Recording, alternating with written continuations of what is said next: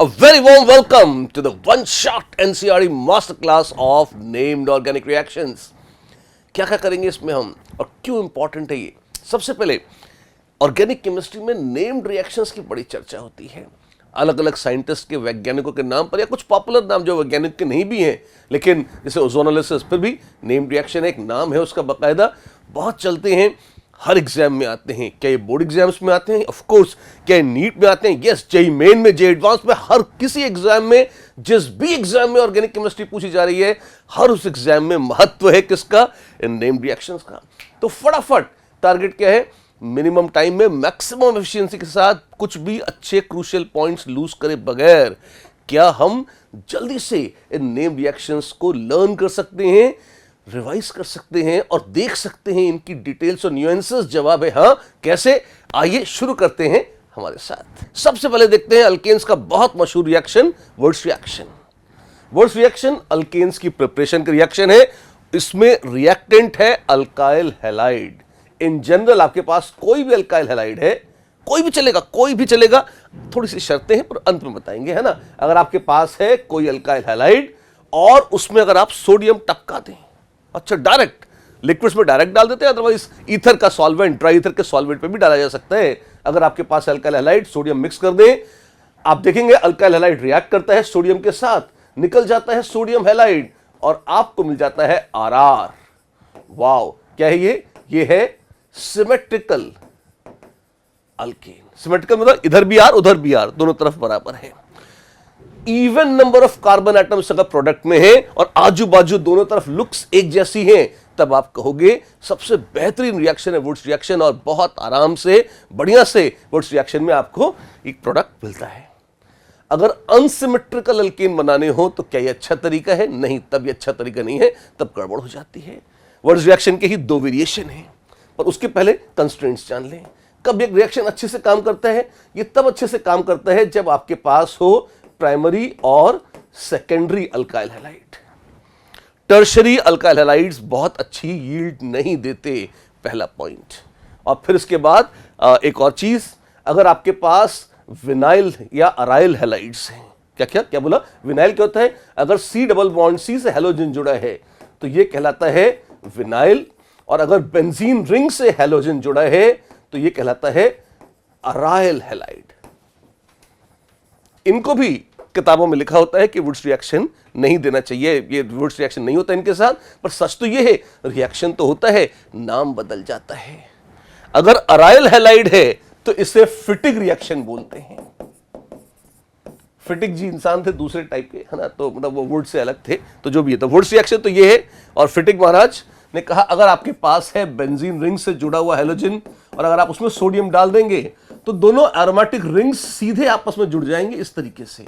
अरे वाह, तो रिएक्शन तो वुड्स रिएक्शन जैसा ही है। ऑफ कोर्स रिएक्शन तो वुड्स रिएक्शन जैसा ही है। खास बात यह है मैकेनिज्म का फर्क है कुछ। जी हाँ, अराइल हैलाइड्स का रिएक्शन स्ट्रिक्टली रेडिकल मैकेनिज्म से होता है, फ्री रेडिकल मैकेनिज्म से ही चलता है। वुड्स रिएक्शन के लिए कहते हैं कि दो मैकेनिज्म संभव है, फ्री रेडिकल के साथ साथ कुछ अंश SN2 मैकेनिज्म से भी जाता है। अच्छी बात है। और एक वर्ड्स फिटिक रिएक्शन भी था, ये तीसरा कहां से आ गया? Alkyl halide words reaction, aryl halide फिटिक reaction, alkyl aryl को जोड़ दो तो वर्ड्स फिटिक रिएक्शन। बहुत अच्छी यील्ड नहीं आती है। क्यों? क्योंकि आप दो अलग अलग चीजें मिक्स कर रहे हैं। जैसे आपने कहा कि CH3X है आपके पास और उसमें मान लीजिए आपने कहा मैं फिनाइल ब्रोमाइड मिक्स करके सोडियम डाल दूंगा, तो यह सच है कि आपको यहां बेंजीन रिंग के साथ CH3 जुड़ा हुआ मिल जाएगा। क्यों?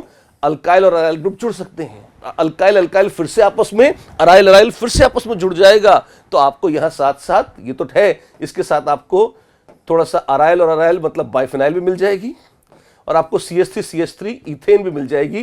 तो घटिया और पुअर यील्ड का रिएक्शन माना जाता है। वर्ड्स फिटिक की चर्चा होती है, इज्जत नहीं है।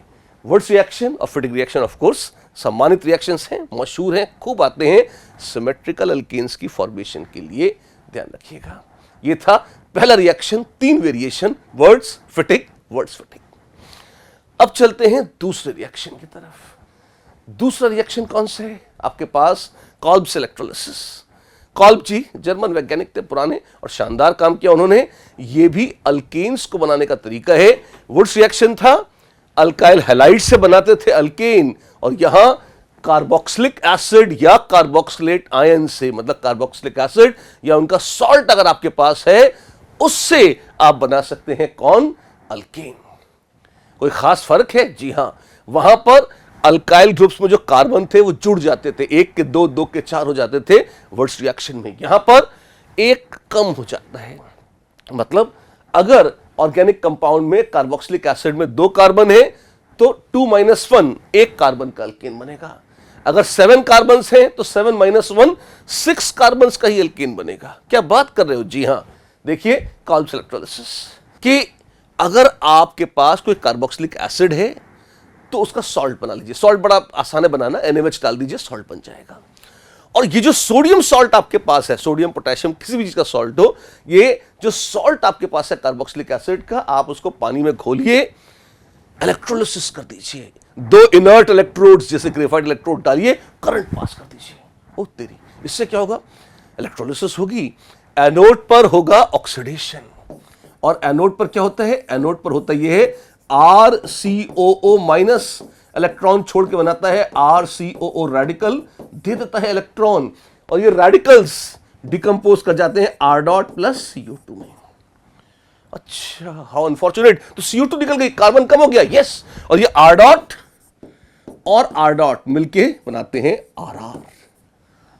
अच्छा, तो ये तो अगर मान लीजिए उसमें N कार्बन थे तो यहां N-1 का तो रेडिकल बनता है इंटू 2, यानी कि 2N-1 कार्बन का अल्केन इस तरह से आपको मिल जाएगा।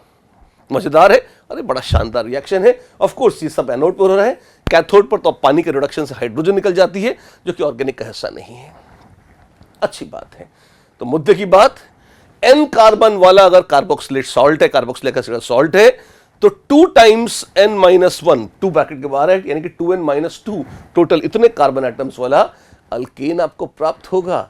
ऑफ कोर्स CO2 एनोड पे निकलेगी, हाइड्रोजन पे कैथोड पे हाइड्रोजन निकलेगी और OH- आयंस बनेंगे, but that is besides the point. This is Kolbe's electrolysis. एक वेरिएशन आता है इसका, कभी कभी लोग कहते हैं कि भाई इसी में अगर एक ही कार्बन पे या एक ही मॉलिक्यूल में 2-2 COH हुए तो, जैसे मान लीजिए अगर आपके पास है कुछ ऐसा, वाह ये क्या है? सक्सिनेट आयन है मान लीजिए। अब अगर आप इसकी इलेक्ट्रोलिसिस करेंगे तो क्या होगा? अब आप देखेंगे यहां पर सबसे पहले अगर ये निकल गया तो आपके ऊपर रेडिकल बनेगा यहां, और अगर नीचे वाला ये निकल गया तो रेडिकल बनेगा यहां। अच्छा, तो एक ही मॉलिक्यूल पर 2-2 रेडिकल बन सकते हैं। जब 2-2 COH ग्रुप लाए हो तो 2-2 रेडिकल बन सकते हैं। तो क्या होगा? ये आपस में जुड़ जाएंगे, ये बिंदी बिंदी जोड़ दीजिए, लो पाई बॉन्ड बन गया। जी हाँ, पाई बॉन्ड बन गया। धत्तेरी की, ये क्या हो गया? इथीन बन गई। तो यहां पे 2 कार्बोक्सिलेट ग्रुप थे, दोनों निकल गए, रेडिकल्स आपस में जुड़ गए। अगर पहले से सिग्मा था तो पाई बन गया इथीन। ये खाली लाइन नहीं है, CH2 ग्रुप भी है बाबू, यहां पे बॉन्ड लाइन नोटेशन है, भूल मत जाना। इस तरह से ये CH2 सब नया नहीं आया, यहीं से था, कंफ्यूजन ना, इसलिए साफ साफ लिख रहा हूं, राइट। तो अक्सर कम हो जाता है, अक्सर अंधा फॉर्मूला ऐसा है, पर ये मोनो कार्बोक्सिलिक एसिड्स के लिए ये N और ये 2N-2 बताए थे। अगर डाई कार्बोक्सिलिक एसिड है तो उसमें इस तरह के गुल भी खिलाए जा सकते हैं। ये था सेकंड रिएक्शन, कॉल्ब्स इलेक्ट्रोलिसिस। 2 सबसे मशहूर नेम रिएक्शंस अल्केन्स की। अब बारी आती है अल्कीन्स की। अल्कीन्स के सबसे मशहूर टेस्ट में से टेस्ट ऑफ अनसैचुरेशन है। टेस्ट ऑफ अनसैचुरेशन मतलब अगर आपको पकड़ना है कि किसी गिवन ऑर्गेनिक कंपाउंड में C++ या C++ है। अच्छा, तो कैसे करेंगे? 2 टेस्ट, एक ब्रोमीन वाटर टेस्ट जो नेम रिएक्शन नहीं है, डीकलराइजेशन ऑफ ब्रोमीन वाटर रहता है, बस चर्चा करके छोड़ रहा हूं, और जो ऑफिशियल नेम रिएक्शन है Baeyer's reagent test. Baeyer's reagent देखिए क्या होता है। बेयर्स रिएजेंट होता है कोल्ड डाइल्यूट अल्कलाइन। 3 कंडीशन है, KMnO4। तो you have 2, in fact 3 conditions, cold, dilute alkaline KMnO4 मतलब KNO4 एक शक्तिशाली ऑक्सीडाइजिंग एजेंट है, उसको लल्लू मोस्ट कर दिया है, मतलब ठंडा कर दिया, कम रिएक्ट कर, डाइल्यूट कर दिया, कम कर, अल्कलाइन कर दिया, तो एकदम टैंक एकदम सबसे मिनिमम रिएक्टिविटी वाला KMnO4 का सॉल्यूशन है। इस तरह से ऐसा दिखाई पड़ता है, पिंकिश पर्पलिश कलर। अगर डार्क है, अगर कंसंट्रेटेड है तो डार्क पर्पल रहेगा, डाइल्यूट है तो वो पिंकिश या बहुत फेंट पर्पल जैसा हो जाएगा। अच्छी बात है। और अगर आप इसमें ऐसा कंपाउंड मिलाएं जिसमें C डबल बॉन्ड C या C ट्रिपल बॉन्ड C है, यानी कि अनसैचुरेटेड कंपाउंड है, आप पाएंगे इसका कलर गायब हो जाएगा और नीचे ब्राउन प्रेसिपिटेट मिल जाएगा आपको इस तरह से। ये ब्राउन प्रेसिपिटेट किसका है? मैंगनीज डाइऑक्साइड का MnO4 माइनस आयंस जो पर्पल थे, they have been reduced to brown MnO2। अच्छी बात है। और C डबल बॉन्ड C का क्या होता है? आप पाएंगे कि C डबल बॉन्ड C जो था वो यहां पर, ये तो था ही सही, इसमें OH ग्रुप लग जाते हैं। अच्छा, तो ये ग्लाइकॉल फॉर्मेशन है। जी हाँ, ये ग्लाइकॉल फॉर्मेशन है और इसमें सिस ग्लाइकॉल बनता है, मतलब दोनों OH ग्रुप मॉलिक्यूल में सेम साइड से जाके अटैच हो जाते हैं। शानदार है, तो ऑफ कोर्स शानदार है। तो सॉल्वेंट क्या है? पानी। इसमें टेम्परेचर रूम टेम्परेचर पर हो जाता है। अगर आप बहुत गर्म जगह रहते हैं, जैसे कहीं राजस्थान वगैरह में रहते हैं, तो थोड़ी मतलब ठंडा कर लिएगा, अंदर घड़े का पानी ले लीजिए, रूम टेम्परेचर बर्फ डाल दीजिए तो भी चलेगा, लेकिन मतलब मुद्दे की बात है बॉइलिंग वाटर नहीं होना चाहिए, 50-60 डिग्री नहीं, सिंपल भी है तो चल जाएगा। अगर ज़्यादा हॉट वाटर है तो क्या होगा? और विगरस हो जाएगा रिएक्शन और तोड़फोड़ बच जाएगी। मना नहीं कर देगा, रिएक्शन तो होगा और कुछ ज़्यादा अनकंट्रोल्ड हो गया, आपको दिक्कत हो सकती है। इसलिए बोलते हैं कोल्ड डाइल्यूट अल्कलाइन KMnO4, ताकि C डबल बॉन्ड C और C triple bond C pink colour का या पर्पल कलर का KMnO4 का कलर डिस्चार्ज करते हैं। ये था बेयर्स रिएजेंट टेस्ट। अब सबसे खतरनाक बात बताता हूं जो आपको कहीं बाकी जगह लिखी हुई मुश्किल से मिलेगी या कम मिलेगी। ये तो सब जगह लिखा होता है कि अल्कीन से अल्काइंस बेयर रिएजेंट टेस्ट देते हैं, पर क्या इनके अलावा भी कोई और ये टेस्ट देता है? जी हां, अल्डिहाइड्स भी बेयर्स रिएजेंट टेस्ट दे देते हैं। तो अगर आपको पहले से पता है कि कंपाउंड हाइड्रोकार्बन है, उसमें दूसरे फंक्शनल ग्रुप्स नहीं है, तब तो ये कंफर्म है कि हाँ, इससे आप देख सकते हो कि वो सैचुरेटेड है या अनसैचुरेटेड। लेकिन जैसे मान लीजिए आपके पास एसिटाइल्डिहाइड है या ग्लाइक्सल है, इस तरह का कोई कंपाउंड है जिसमें CHO ग्रुप्स हैं, वो भी बेयर्स रिएजेंट टेस्ट दे देंगे, मतलब बेयर्स रिएजेंट का कलर डिस्चार्ज कर देंगे, भले ही उनमें C डबल बॉन्ड C और C ट्रिपल बॉन्ड C न हो। तो यह खास पॉइंट है, अगर याद रखेंगे तो कई बार बच सकते हैं, खुशी मिलेगी आपको। बेयर्स रिएजेंट टेस्ट से मिलता जुलता एक ब्रोमीन वाटर टेस्ट भी है। ब्रोमीन का कलर येलोइश होता है एक्वा सॉल्यूशन में, अगर बहुत डाइल्यूट है, अगर थोड़ी ज्यादा है तो रेडिश ब्राउन कलर होता है। इस कलर इस सॉल्यूशन में अगर आप ऊपर से कोई ऐसा कंपाउंड ऑर्गेनिक का मिलाएंगे जिसमें अल्कीन अल्काइन हो, फिर आप पाएंगे क्या? जो येलोइश या रेडिश ब्राउन कलर है ब्रोमीन वाटर का, वो एकदम से कलरलेस हो जाता है, डिस्चार्ज हो जाता है ब्रोमीन वाटर का कलर, और ये भी अनसैचुरेशन का टेस्ट है यदि आपको पहले से पता है कि वो हाइड्रोकार्बन है। इसमें भी सेम एक्सेप्शन है। जी हां, इसमें भी अगर एल्डिहाइड है आपके पास, भले ही उसमें C डबल बॉन्ड C या C ट्रिपल बॉन्ड C न हो, तब भी आप पाएंगे वो ब्रोमीन वाटर का भी कलर डिस्चार्ज कर देगा। Right? So this is the third major test of hydrocarbons, alkenes का पहला बेयर्स रिएजेंट टेस्ट। और उसके साथ छुपा के हमने एक चीज और बता दिया, कौन सा? ब्रोमीन वाटर टेस्ट भी, अनसैचुरेशन के क्लासिक टेस्ट से ही। ओजोनोलिसिस तो जिगर का इतना बड़ा टुकड़ा है जिसका कोई जवाब नहीं। ये किसी वैज्ञानिक के नाम पर नहीं है, पर बहुत बहुत बहुत बहुत इंपॉर्टेंट, और शायद ही कोई ऐसा पेपर ऑर्गेनिक केमिस्ट्री का किसी भी एग्जाम का जिसमें ओजोनोलिसिस डायरेक्टली या इनडायरेक्टली ना आती हो, या तो इंडिपेंडेंट क्वेश्चन के रूप में और नहीं तो किसी दूसरे रिएक्शन के साथ जुड़कर ओजोनोलिसिस आ ही जाती है क्या ये ओजोनोलिसिस?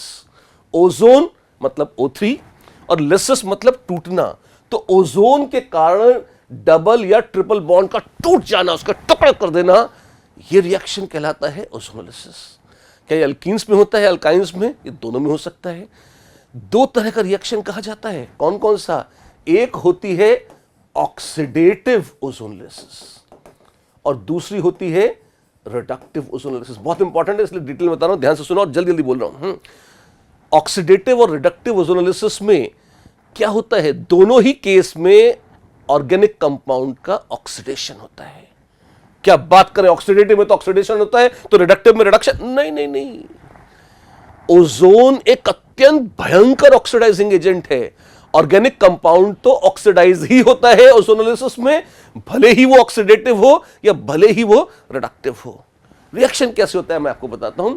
सबसे पहले आपने अल्कीन और ओजोन को मिलाया, जैसे मान लो C डबल बॉन्ड C है, जैसे मान लो ये है CH3, क्या किया मैंने ब्यूटीन ली है, 2 ब्यूटीन, ठीक है। जैसे ही आप उसमें ओजोन मिलाएंगे, सबसे पहले ओजोनोलिसिस में क्या होता है, आप देखते हैं एक पाई बॉन्ड जो है, ये पाई बॉन्ड टूट जाता है और यहां पर सबसे पहले ओजोन इसकी खोपड़ी पर आकर बैठ जाती है और इस तरह से चिपक जाती है, एक ओजोनाइड बन जाता है।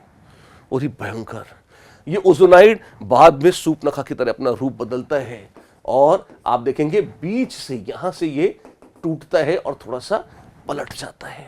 मतलब ये ओजोनाइड बना तो लिया है आपने, फिर आप पाएंगे बीच का CC बॉन्ड, पहले डबल बॉन्ड था, पहले तो single bond to pi bond टूटा, अब ये सिग्मा भी टूटने की नौबत आएगी जब ये रीअरेंज होगा और कार्बन है OO, ये इस तरह से आ जाता है और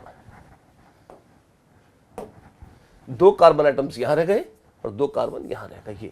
ये जो कार्बन थे, कार्बन कार्बन यहीं पर है, बीच का ये CC बॉन्ड टूटकर बीच में O घुस जाती है, तो ये ओजोनाइड 1 है। आप कह सकते हैं ये ओजोनाइड 2 है। यहां तक तो ऑक्सीडेटिव और रिडक्टिव बिल्कुल एक जैसे चलते हैं। फिर क्या होता है, फिर ये होता है कि अब ऑक्सीडेटिव ओजोनोलिसिस में तो आप क्या करोगे, ओजोन डाल के पानी डाल दो, बस खल्लास, खत्म। रिडक्टिव में आप ओजोन डालोगे, उसके बाद जिंक या DMS, Devendra Mohan Singh, dimethyl sulphide, CH3 S CH3 ऐसे, डाइमेथाइल सल्फाइड, यह है आपका मशहूर DMS, बहुत ही प्यारा कंपाउंड है। दोनों मिलाने ना, कोई एक, अगर पानी डाल रहे हो तो जिंक डस्ट डाल देना, पानी नहीं डालना चाहते हो तो DMS खुद ही एक लिक्विड होता है, उसको डाल देना। जिंक या DMS क्या करते हैं, जिंक या DMS ये करते हैं कि यहां से ऑक्सीजन चुरा लेते हैं और अल्टीमेटली जब ये टूटता है ना, तो आप देखो ये बन जाता है O और O। अच्छा, ये सिंगल बॉन्ड जो यहां था, ये सिंगल डबल बन जाता है, जी हाँ, और ये ऑक्सीजन चुरा ले जाता है जिंक या DMS। तो अगर आपके पास जिंक है तो बन जाता है ZnO, या DMS है तो बन जाता है DMSO, डाइमेथाइल सल्फॉक्साइड बनता है इस तरह से। क्या बात है, जी हाँ, बात तो शानदार है, अच्छी बात है, और बन गई, ये बड़ा अच्छा है। फिर क्या हुआ, और ये तो ये जो बीच वाली O थी, ये इनके साथ भाग जाती है और यहां ये डबल बॉन्ड O ऐसे बन जाते हैं। तो कार्बन जो C डबल बॉन्ड सीधा, नेट असर क्या हुआ, ये सब सुनने में हो सकता है आपको लगे तो बहुत भयंकर है, बड़ा कॉम्प्लिकेटेड है, सरल है। रिडक्टिव में देखें आप, अक्सर कंफ्यूजन लोगों को रिडक्टिव में ज्यादा होता है। तो आप देखेंगे मेरे पास था, मान लीजिए ये कंपाउंड, और अगर मैंने इसमें जिंक डस्ट और ओजोन ऐसे करके डाल दिया है, पानी, पहले ओजोन फिर जिंक डस्ट और पानी, तो आप पूरा मॉलिक्यूल वैसे ही बनाइए, 6 के 6 कार्बन। अंतर इतना है कि आप इस बॉन्ड को तोड़ दीजिए और यहां पर OO ऐसे लगा दीजिए। अच्छा, ओजोनोलिसिस हो गई, हाँ जी हो गई। रिंग था तो रिंग खुल जाएगी, ओपन चेन थी तो बीच में चेन टूट जाएगी। अच्छा, तो अगर ऐसा कुछ था तो तोड़ डालिए, क्या बनेगा, टिंग टैंग टिंग O, और यहां पे OO टैंग टूंग टिंग, ऐसे 1 2 3 1 2 3, ये बन जाएगा। ये तो बड़ा आसान है, जी हाँ। ये क्या थी, ये थी रिडक्टिव ओजोनोलिसिस, किसकी, अल्कीन्स की। ऑक्सीडेटिव में क्या होगा, ऑक्सीडेटिव में अगर आप जिंक नहीं डालेंगे तो ये जो एक्स्ट्रा O थी वो H2O2 पानी के साथ मिलकर बनाएगी H2O2, अच्छा ऑक्सीडाइजिंग एजेंट है। तो ऑक्सीडेटिव ओजोनोलिसिस में, जिसमें जिंक नहीं डाल रहे हैं आप, सिर्फ ओजोन के बाद पानी डाल देते हैं, तो आप पाएंगे एल्डिहाइड पे गाड़ी नहीं रुकेगी, एल्डिहाइड फर्दर ऑक्सीडाइज हो जाएगा और OH यहां लगवा लेगा। अच्छा, इस तरह से, जी हाँ, इस तरह से। अरे आप तो बहुत जल्दी जल्दी बोल रहे हैं, 1 शॉट रिवीजन है। तो 1 शॉट में जितना आपको सबसे पहले काम की चीज है वो है, इसकी मैकेनिज्म नहीं बोले आपने, कुछ डिटेलिंग करी, ये सब कथा कही तो जा सकती है पर कथा बहुत लंबी हो जाएगी। AIR जो हमारा all important reactions of organic chemistry है, उसमें बहुत डिटेल में तसल्ली से इसकी चर्चा है ऑफ कोर्स, लेकिन अगेन ये एक one shot quick reference and revision है ताकि काम की मुद्दे की मैक्सिमम बातें आपकी कवर हो जाएं। इस बेनिफिट के हिसाब से बनाया गया है। अगर हम इसमें अल्काइंस की और बाकी सारे केस और सब केसेस वगैरह जोड़ना शुरू कर देंगे, कथा ओजोनोलिसिस की ही 2 घंटे लंबी हो जाएगी। तो अगर वो लंबी कथा सुनने का वक्त आपके पास है, then you can go for all important reactions of organic chemistry जो हमारे AIR का कोर्स है, उसमें आप देख सकते हो। अदरवाइज रिवीजन के लिए या बिल्कुल फर्स्ट हैंड नॉलेज के लिए जो मैक्सिमम जगह काम आ जाए, इतना पर्याप्त है। इसको देखिए। फिर कभी कभी लोग मैकेनिज्म की चिंता करते हैं, तो इलेक्ट्रोफिलिक एडिशन होता है ओजोन का किस पर? अल्कीन पर। इवन केमिनोफोर में भी इलेक्ट्रोफिलिक एडिशन होता है MnO4 माइनस आयंस का अल्कीन पर, और तब जाके ये रिएक्शन कौन सा बेयर्स रिएजेंट टेस्ट या ओजोनोलिसिस होते हैं। दोनों बड़े मशहूर रिएक्शन है किसके? अल्कीन्स के। एक बहुत ही मशहूर क्लासिक और शानदार पेयर ऑफ रूल्स, एक है मार्कोव-निकोव रूल और दूसरा है एंटी मार्कोव-निकोव रूल। तो कौन है मार्कोव-निकोव और कौन है इनके एंटी पार्टी एंटी मार्कोव-निकोव रूल वाले? आइए देखते हैं। अभी तक हमने जो 2 रिएक्शन देखे थे उसमें हम अल्कीन को तोड़ रहे थे, रिएक्शन करा रहे थे। हाँ जी, अगर अल्कीन पर हम एडिशन कराना चाहें, अगर अल्कीन के ऊपर कुछ जोड़ना चाहें, कोई ऐसा रिएजेंट डालें जो अल्कीन के ऊपर जाकर ऐड हो जाए, तो वहां पर किस तरह से ऐड होगा ये देखने के लिए 2 रूल्स हमको चाहिए होते हैं, एक मार्कोव-निकोव और दूसरा उसका rare exception, not so rare also, anti Markovnikov. आइए दोनों की बात करते हैं। यहाँ पे एंटी मार्कोव-निकोव या क्रैश इफेक्ट लिखा हुआ है, इसके बहाने से पहले मार्कोव-निकोव की चर्चा होगी। अगर आपके पास है C डबल बॉन्ड C, क्या बोला? अगर आपके पास है C डबल बॉन्ड C, हाँ जी, और अगर आप उसमें कुछ जोड़ना चाहते हैं जैसे HBr, अब ये रिएक्शन कहलाता है हाइड्रोहेलोजिनेशन। क्या? हाइड्रो मतलब हाइड्रोजन, हेलोजन मतलब हेलोजन, है ना? तो हाइड्रोजन और हेलोजन अगर HX को जोड़ना है तो रिएक्शन कहलाएगा हाइड्रोहेलोजिनेशन। अच्छा, तो क्या होगा इसमें? तो आप इसमें देखिए कि पहले से हाइड्रोजन कहां पर ज्यादा है इस कार्बन के पास, क्योंकि एक डाउट आता है लोगों को कि भाई C डबल बॉन्ड C है तो और दोनों एक जैसे नहीं है, तो H और Br अगर ऐड होने हैं तो किस कार्बन पर H ऐड होगा और किस कार्बन पर Br ऐड होगा, एक डाउट आ जाता है। तो मार्कोव-निकोव ने कहा मैं बताऊंगा तुम्हें, दिमाग खर्च नहीं करना चाहता तुम्हें क्या? जिसके पास हाइड्रोजन है ज्यादा, अगली हाइड्रोजन का उसी के पास जाने का है वादा।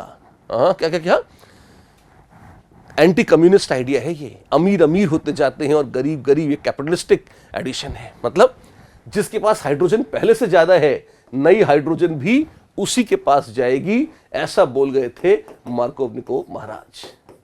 तो ये तो ढांचा पहले से था।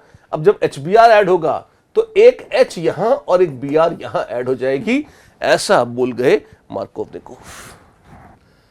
अच्छा, ऐसा क्यों है? क्यों? मैकेनिज्म से देख सकते हैं। इलेक्ट्रोफिलिक एडिशन का मैकेनिज्म है, स्टैंडर्ड, कोई बहुत मुश्किल नहीं है, लेकिन यहां पर we are focusing on Markovnikov rule. क्या कहता है? मार्कोव-निकोव ने ये रूल इलेक्ट्रॉन्स की डिस्कवरी के भी पहले दिया था, 150 साल पहले लगभग। तो इसमें मैकेनिज्म इलेक्ट्रॉन का कोई रूल नहीं है। रूल क्या कहता है? अगर कोई अल्कीन है, हाँ जी, और उसमें अगर आप HX जोड़ रहे हो, बिल्कुल, तो हाइड्रोजन जाएगी उस कार्बन के पास जिसके पास पहले से ही हाइड्रोजन ज्यादा है, और जो X माइनस है वो उसके पास जाएगा जहां पर हाइड्रोजन पहले से कम है। इस तरह से, तो this is the so called the famous Markovnikov rule for addition on alkenes. कमाल है। कुछ और भी है? हाँ, हम इसमें X2 या XY भी ऐड कर सकते हैं। X2 मतलब जैसे Cl2 ऐड कर दिया, तो Cl2 में तो ज्यादा कोई चॉइस नहीं है, दोनों Cl एक जैसी हैं, तो एक यहां लग जाएगी एक यहां लग जाएगी, नॉट अ बिग डील। लेकिन अगर XY जैसे BrCl जैसी कोई अजीबोगरीब चीज ऐड करनी चाहिए तो क्या होगा? तो मॉडिफिकेशन है छोटा सा मार्कोव-निकोव रूल का, कि अगर BrCl है तो देख लो, जो पहले है अक्सर वो डेल्टा प्लस चार्ज वाला होता है, जो बाद में वो डेल्टा माइनस चार्ज वाला, जिस पर प्लस चार्ज है वो जाएगा वहां जहां हाइड्रोजन ज्यादा है, और जिस पर हल्का सा माइनस है वो जाएगा वहां जहां पर हाइड्रोजन कम है। मतलब अगर इसी में आप ऐड करना चाहोगे BrCl, तो क्या मिलेगा? तो बाबू ये मिल जाएगा कि Cl चली जाएगी जहां हाइड्रोजन कम है और Br बाहर चली जाएगी जहां हाइड्रोजन ज्यादा है. Positive part of addendum gets added to that carbon which has greater number of hydrogen atoms. Delta plus वाली स्पीशीज जाएगी वहां जहां हाइड्रोजन ज्यादा है, ठीक वैसे ही जहां H प्लस चला जाता था. ये बहुत ही सुंदर, सस्ता और टिकाऊ कौन, बहुत मशहूर, बहुत पॉपुलर और बहुत ही इंपॉर्टेंट मार्कोव-निकोव रूल है. एंटी मार्कोव-निकोव रूल भी है. जी हाँ, दिन है तो रात है, देवता है तो राक्षस है. तो उसी तरह से मार्कोव-निकोव है तो एंटी मार्कोव-निकोव रूल भी है. खराश है. हाँ, एक्चुअली लिटरली अगर आप देखें तो meaning no disrespect, this is also called Kharasch reaction. Kharasch ji वैज्ञानिक थे पुराने, है ना, और मार्कोव-निकोव से उनकी कोई व्यक्तिगत दुश्मनी नहीं थी, लेकिन उन्होंने रूल निकाला और उन्होंने कहा कि अल्कीन्स में मार्कोव-निकोव जो कह रहे हैं अच्छी बात है, पर कभी कभी, अक्सर तो मार्कोव-निकोव ही चलता है, कभी कभी इसका उल्टा हो जाता है जब मार्कोव-निकोव रूल नहीं चलता. अच्छा, ये कब होता है? ये तब होता है बाबू जब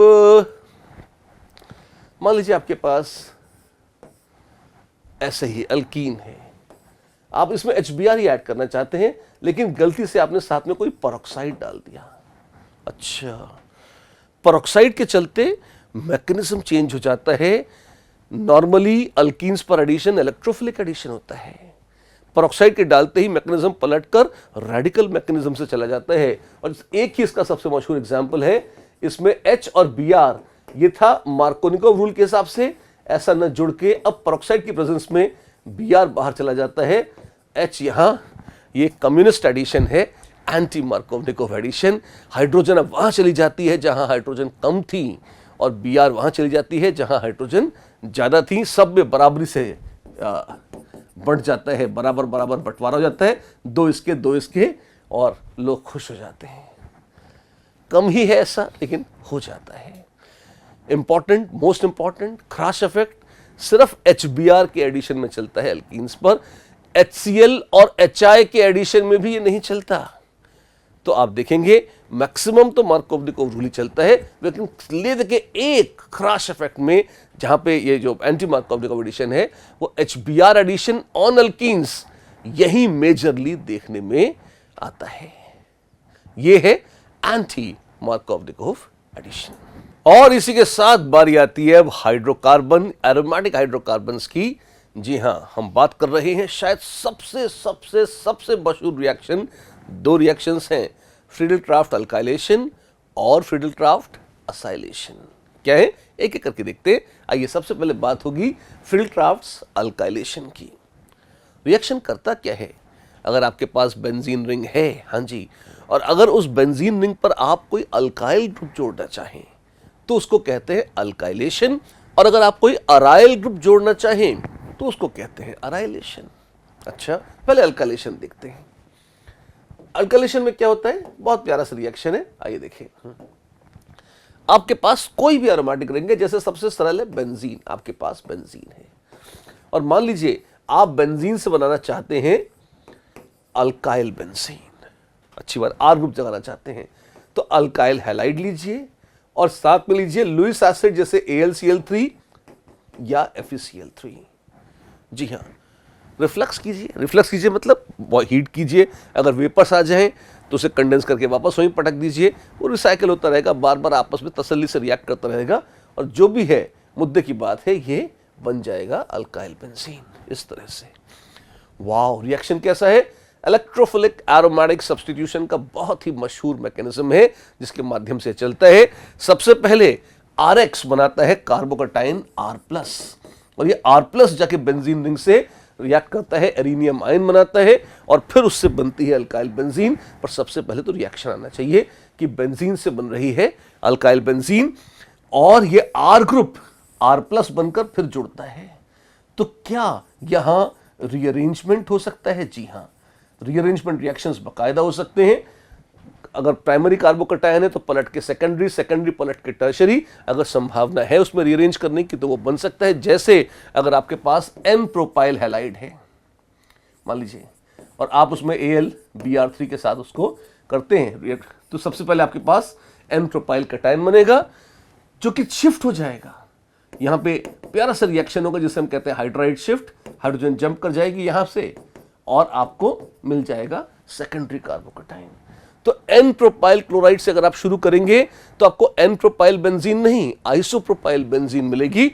इनफैक्ट इस तरह से अगर बेंजीन रिंग पे जुड़ा तो बेंजीन रिंग ये है और इस पर ये आइसोप्रोपाइल ग्रुप यहां आ जाएगा।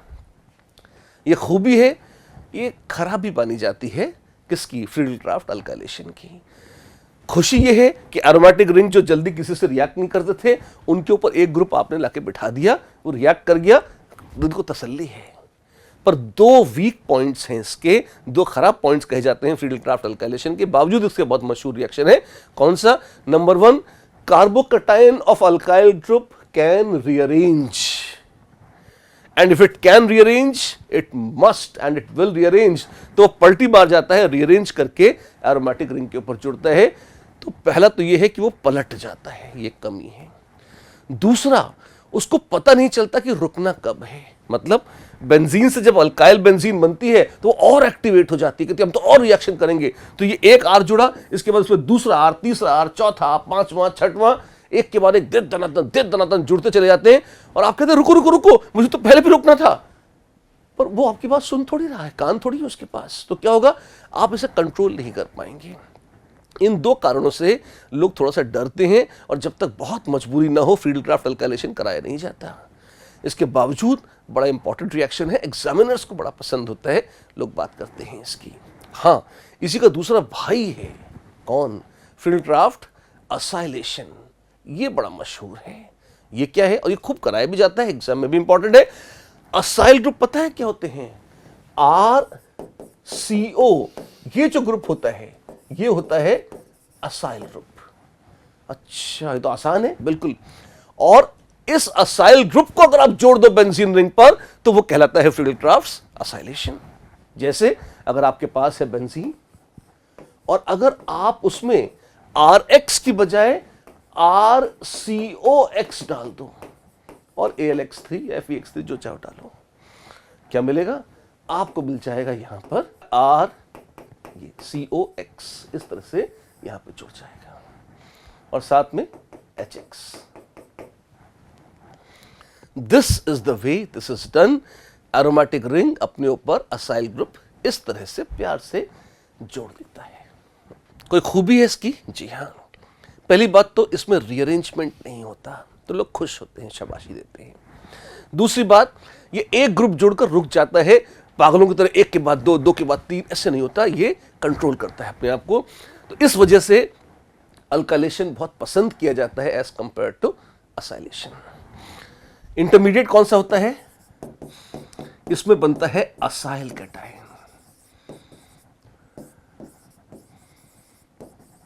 बीच में बन जाता है असाइल कैटायन और ये असाइल कैटायन जाकर रिएक्ट करता है किससे? बेंजीन रिंग से।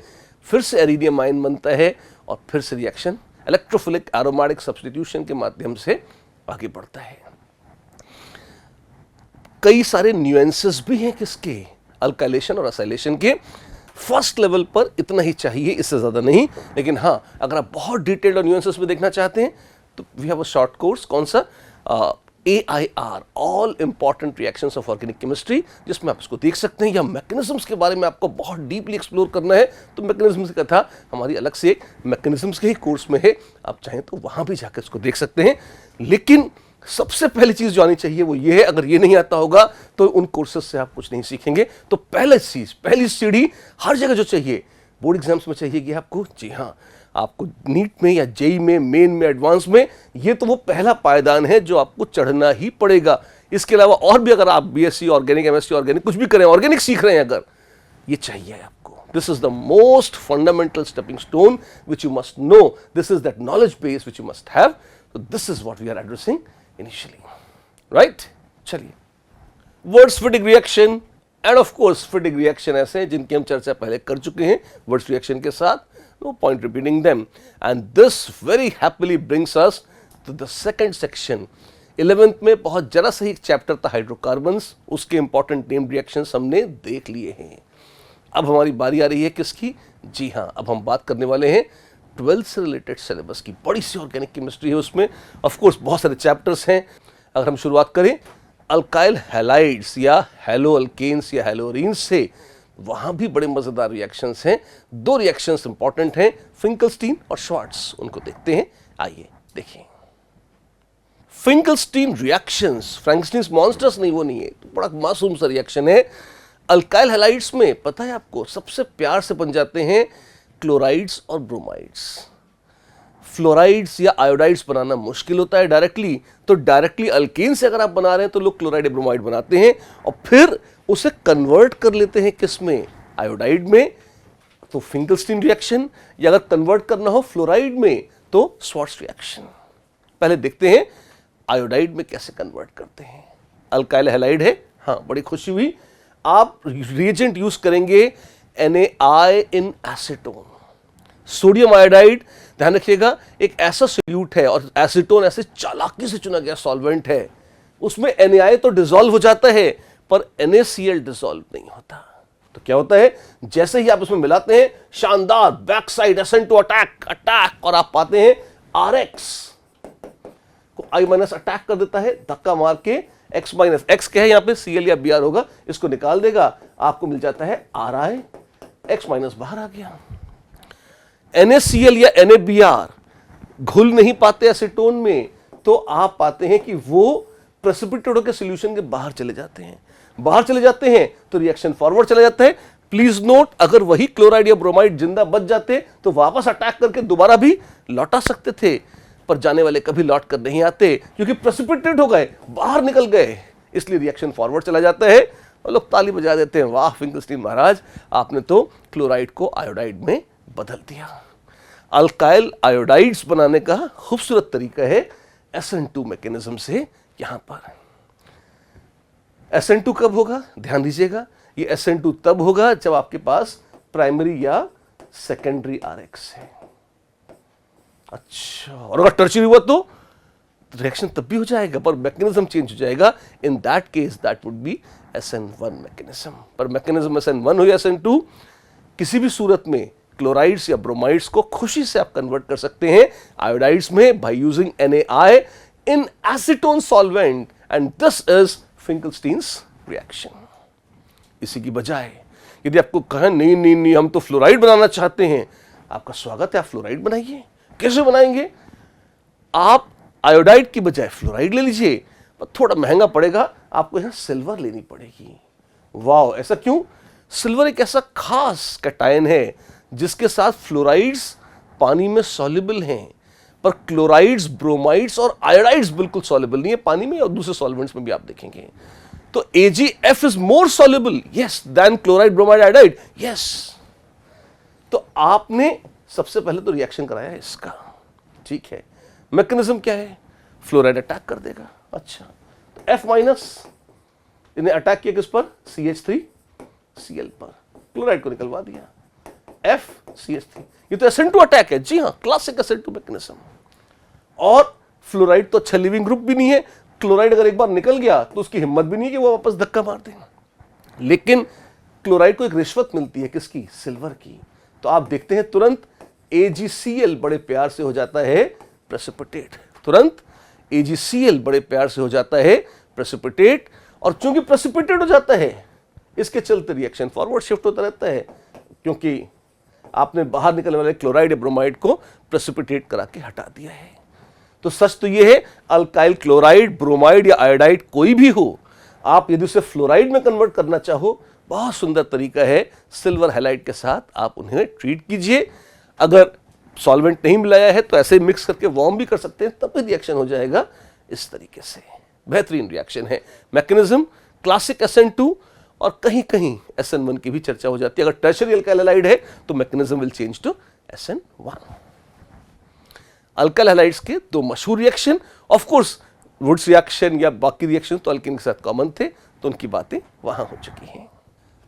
ऑक्सीजन कंटेनिंग कंपाउंड्स या अल्कोहल्स, फिनॉल्स एंड ईथर्स में अगर आप देखें, बहुत मशहूर हैं विलियमसन महाराज के दो रिएक्शन, विलियमसन्स सिंथेसिस और विलियमसन्स कंटिन्यूअस ईथरिफिकेशन। दोनों को देखते हैं। विलियमसन्स ईथर सिंथेसिस में विलियमसन महाराज क्या बोल गए हैं, वो कहते हैं कि अगर आपको ईथर बनाना है, किससे? अल्कोहल से। जी हाँ, तो क्या करना होगा? सबसे पहले आप अल्कोहल में सोडियम डाल दीजिए। आपके पास है ROH, आप सोडियम टपका दीजिए। सोडियम के साथ बुलबुले निकलते हैं हाइड्रोजन के, हाइड्रोजन निकल जाती है और बन जाता है RO- Na+, सोडियम अल्कोक्साइड। ये क्या है? ये है अल्कोक्साइड, ये बन जाता है। अब आप इसमें कोई दूसरा एल्काइल हैलाइड R' मिला दीजिए। वाओ, क्या होगा? Attack, SN2 attack, ROR', X- बाहर निकल जाएगा। हाजिर है, तैयार है आपका थर-थर कांपता हुआ ईथर। ये ईथर्स की सिंथेसिस है, क्लासिक SN2 मैकेनिज्म है। इसमें R क्या है, R' क्या है? R के लिए कोई बंधन नहीं है, कोई भी अल्कोहल हो सकता है, पर R' जो अल्काइल हैलाइड है, R' can not be tertiary या विनाइल या फिनाइल। अगर टर्शरी या विनाइल या फिनाइल ऐसे ग्रुप हैं, फिर आप पाएंगे कि इस पर रिएक्शन नहीं होगा। क्यों? क्योंकि इनके ऊपर SN2 अटैक ढंग से हो ही नहीं पाता और मैकेनिज्म SN2 है।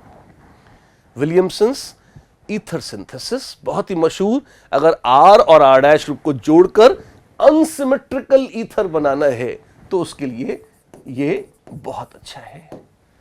इसी के दूसरा भाई भी है, कौन? एक विलियमसन्स कंटिन्यूअस ईथरिफिकेशन रिएक्शन है, या सिंपली कभी कभी लोग उसको भी विलियमसन सिंथेसिस बोल देते हैं। वाओ, वो क्या है? थोड़ा सा अलग स्टाइल है उसका। उसमें क्या करते हैं? उसमें विलियमसन महाराज कहते हैं कि आपके पास अल्कोहल है, हाँ, बड़े खुशी की बात है, उसी अल्कोहल में आप कुछ बूंदे टपकाइए, किसकी? कॉन्सेंट्रेटेड H2SO4 की, और थोड़ा गर्म कीजिए। कितना? 140 डिग्री सेल्सियस तक। वाह, उससे क्या होगा? उससे होगा ROR, आपको मिल जाएगा एक symmetric ether. Concentrated sulphuric acid पानी खींच लेता है इस तरह से और आपको मिल जाता है एक सिमेट्रिक ईथर। ध्यान रखिएगा, थोड़ा सा डेंजरस कॉम्बिनेशन है। इसी में बहुत बड़ा खेल होता है टेम्परेचर का। यही कॉन्सेंट्रेटेड सल्फ्यूरिक एसिड अगर आप टेम्परेचर बढ़ाकर 170 डिग्री सेल्सियस के आसपास कर देंगे, आपको अल्कीन भी मिल सकता है। तो हाई टेम्परेचर पर एलिमिनेशन होकर अल्कीन मिल जाएगा। मॉडरेट टेम्परेचर्स अगर आपके पास हैं, तब आप देखेंगे सब्स्टिट्यूशन होगा और बाकायदा SN1 या SN2 मैकेनिज्म से, डिपेंडिंग अपॉन अगर प्राइमरी या सेकेंडरी है तो SN2 और अगर टर्शरी है तो SN1 मैकेनिज्म से आपको ईथर्स मिल जाएंगे। अच्छी बात है। और इसी में एक तीसरा वेरिएशन भी है कि इसी में अगर आपका टेम्परेचर सिर्फ 80 डिग्री सेल्सियस हुआ तो आपको एक नया तमाशा देखने को मिलेगा। OH ग्रुप हट जाएगा और आपको यहां पर अल्काइल हाइड्रोजन सल्फेट मिल जाएगा, मतलब RO, ये है अल्काइल हाइड्रोजन सल्फेट, या R के साथ HSO4, आप ऐसे लिख सकते हैं पर स्ट्रक्चर ऐसा होगा, ये मिल जाएगा। तो 70 to 80 degree Celsius alkyl hydrogen sulphate substitution reaction है। अगर उसी को 140 डिग्री सेल्सियस तक आप गर्म कर सकें तो ईथर मिल जाएगा, और उसी को अगर आप 170 कर देंगे तो अल्कीन मिल जाएगा। अच्छा रिएक्शन है, जिसमें से बीच वाला रिएक्शन ईथर बनाने वाला तो विलियमसन सिंथेसिस कहलाता है, कंटिन्यूअस ईथरिफिकेशन वाली, और अल्कीन और अल्काइल हाइड्रोजन सल्फेट तो दूसरे साइड रिएक्शंस हैं, पर तीनों ही काम के हैं, तीनों इंपॉर्टेंट हैं, ध्यान रखिएगा। वंडरफुल, सो फार सो गुड। मशहूर रिएक्शंस की कड़ी में एक दूसरा भी है और वो है कॉल्ब्स रिएक्शन। एक वो कॉल्ब्स इलेक्ट्रोलिसिस अलग थी जिसमें अल्कीन बना करते थे। कॉल्ब्स रिएक्शन क्या है? ये बड़ा अलग प्रोफाइल का रिएक्शन है। इसको सैलिसाइलेट्स वगैरह बनाने के काम में लाते हैं। क्या क्या क्या क्या? डरो मत, सिंपल रिएक्शन पहले देखो। आप फिनॉल ले लो, ठीक है। अगर आप चाहते हो कि ये जो फिनॉल है इससे हम सैलिसिलिक एसिड बना लें, मतलब OH तो है और यहां COOH लगा दें, दिस इज सैलिसिलिक एसिड। कोई महत्व है सैलिसिलिक एसिड का? जी हाँ, इससे एस्पिरिन बनती है जिसका नाम एसिटाइल सैलिसिलिक एसिड है। एस्पिरिन बड़ी मशहूर दवाई है, लोग सिर दर्द में खा लेते हैं, हार्ट ट्रबल होती है तो उसमें भी खा लेते हैं, तो बढ़िया मानी जाती है एस्पिरिन। ठीक है, एस्पिरिन क्या है वो भी देखेंगे, पर पहले एक बार कॉल्ब्स सिंथेसिस देख लीजिए। फिनॉल है, हाँ जी, इसी में आप डालिए NaOH कंसंट्रेटेड वाला और साथ में CO2 डालिए, मस्त हीट करिए 130 डिग्री। ऑर्गेनिक के लिए 130 अच्छा टेम्परेचर है, बुरा नहीं है। प्रेशर भी लगाइए थोड़ा ताकि चीज़ें उड़ ना जाए। आप देखेंगे कि जब आप इतना तपस्या करेंगे तो आपको यहाँ पे मिल जाएगा फिनॉल के साथ, आपको जो कंपाउंड मिलेगा वो इस तरह का होगा। यहाँ पे H+ निकल चुका है और यहाँ COO- ये बन गया है। अच्छा, तो क्या क्या है?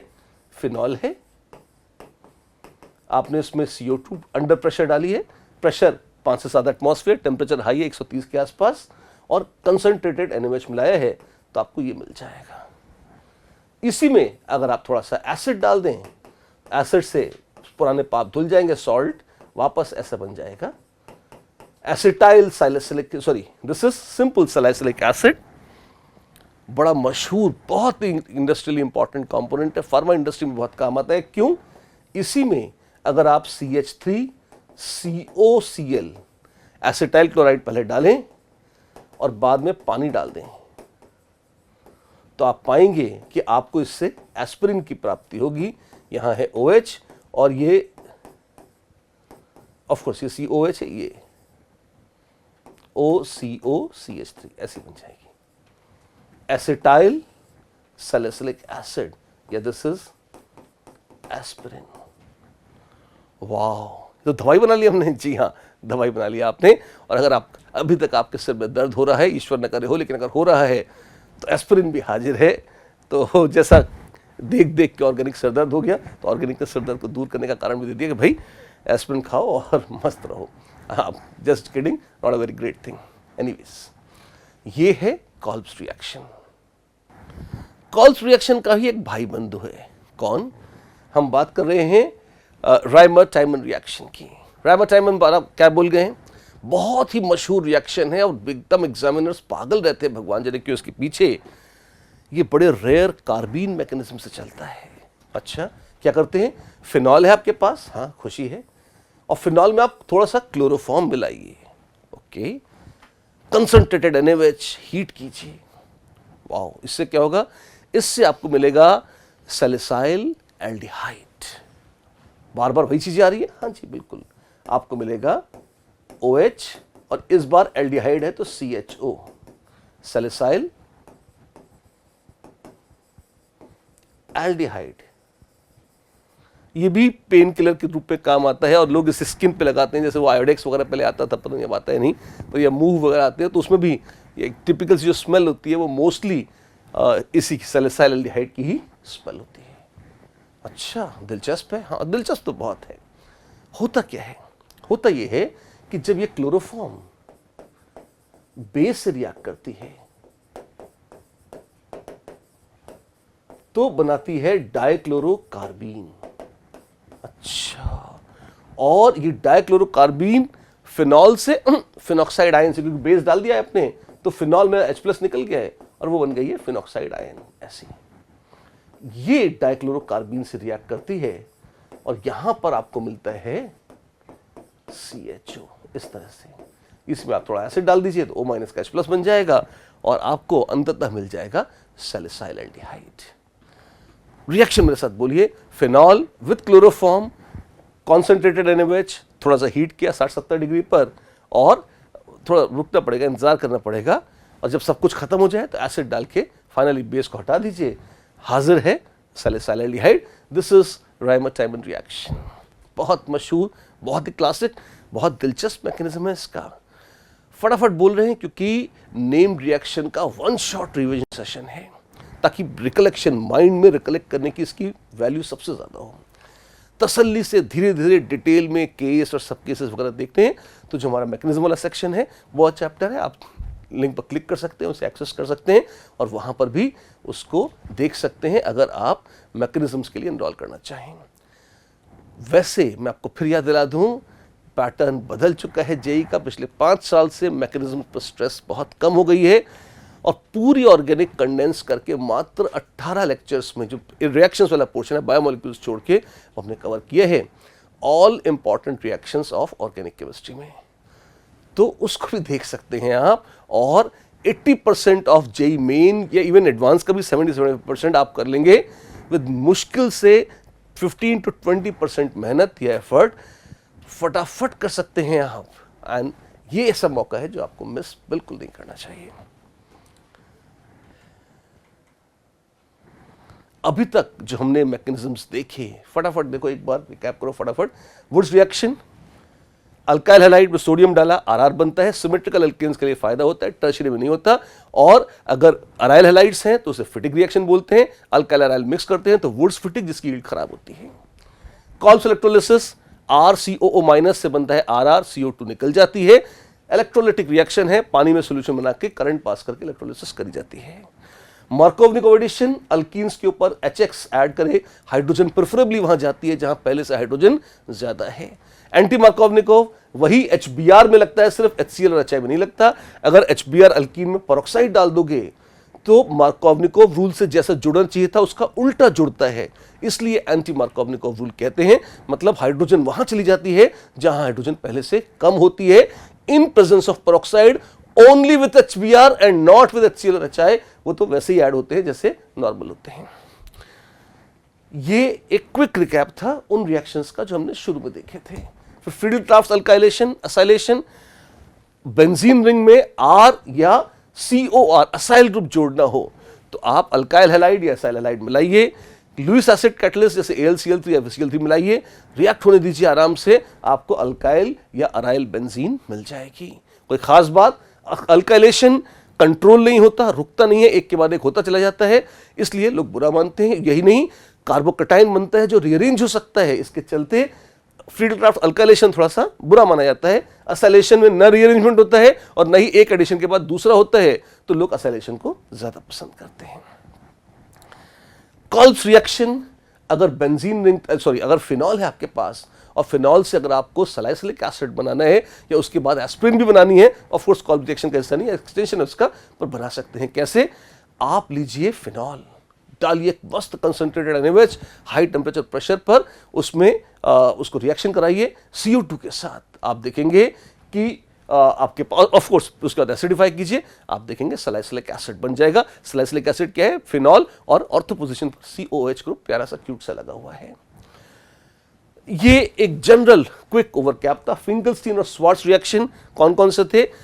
अल्काइल क्लोराइड या ब्रोमाइड से अगर आपको आयोडाइड बनाना हो, NaI एसीटोन कन्वर्ट हो जाता है SN2 या SN1 से, फिंकलस्टीन रिएक्शन।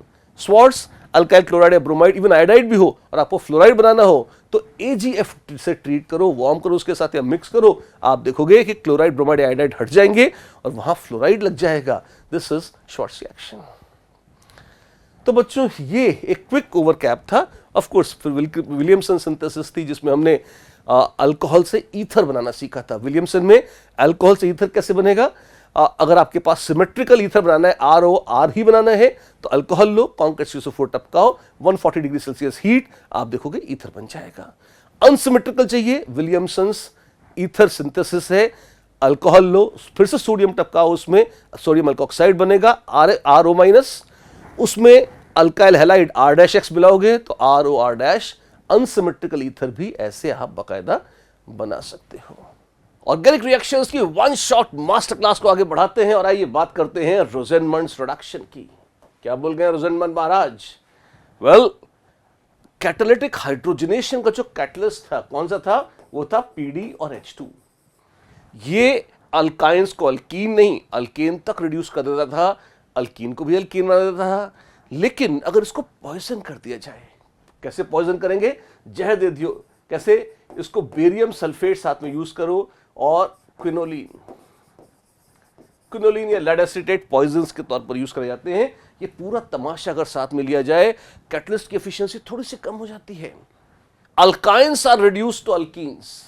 अगर कैटलिस्ट ये है, जैसे अगर आपके पास RC∼C R' था और ये बन जाएगा RC R' ऐसे और HH बस, अल्काइन से बन जाएगा अल्कीन। और अगर आपके पास है असाइल हैलाइड CH3 COCl, तो आप देखेंगे इसमें से HCl निकल जाएगा और बन जाएगा CH3CHO एल्डिहाइड। अल्कीन्स बन जाते हैं अल्काइन से और एल्डिहाइड बन जाता है असाइल हैलाइड से अगर कैटालिटिक हाइड्रोजनेशन किया जाए इन प्रेजेंस ऑफ रोसेनमंड्स कैटलिस्ट, जो कि है barium sulphate in presence of quinoline और लेड एसिटेट एज पॉइजन्स। जहर देकर कैटलिस्ट बनाया है, जी हाँ, शानदार कैटलिस्ट है, रोसेनमंड के नाम से मशहूर है। This is called Rosenmund's reduction. Aldehydes का मेथड ऑफ प्रिपरेशन है किससे? असाइल हैलाइड से। एल्डिहाइड को एक और तरह से बना सकते हैं, कैसे? स्टीफन्स रिडक्शन से। स्टीफन महाराज क्या बोल गए?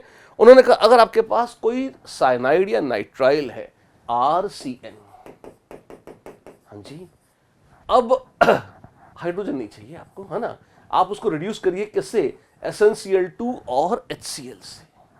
SnCl2 रिड्यूसिंग एजेंट है और मत भूलिएगा ड्राई HCl की प्रेजेंस में रिड्यूस करेंगे आपको मिल जाएगा RCHNH2। सच तो ये है, बीच में ये मिल जाता है आपको।